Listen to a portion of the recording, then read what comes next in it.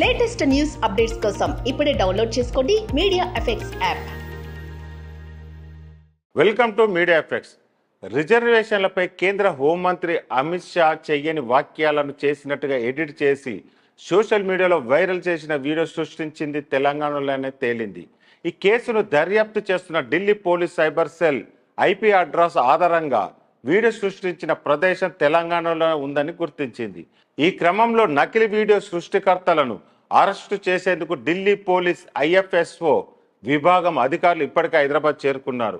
మరోవైపు ఆ నకిలీ వీడియో సృష్టికర్తలు తెలంగాణ పోలీసులు అప్పటికే అరెస్టు చేయడంతో ట్రాన్సిట్ వారెంట్పై వారిని ఢిల్లీకి తరలించి ప్రశ్నించాలని ఢిల్లీ పోలీసులు భావిస్తున్నారు.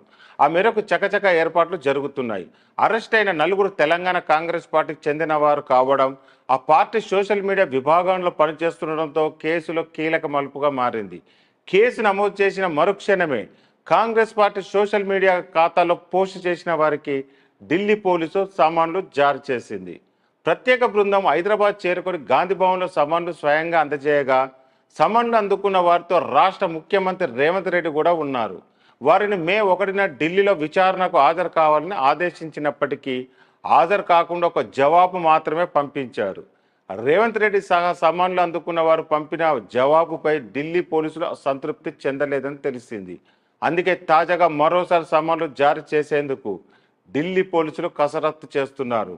మరోవైపు ఐపీ అడ్రస్ ఆధారంగా తొలుత ఆ వీడియోను పోస్ట్ చేసిన వారిని గుర్తించి అరెస్టు చేసే ప్రయత్నాలు సాగుతున్నాయి.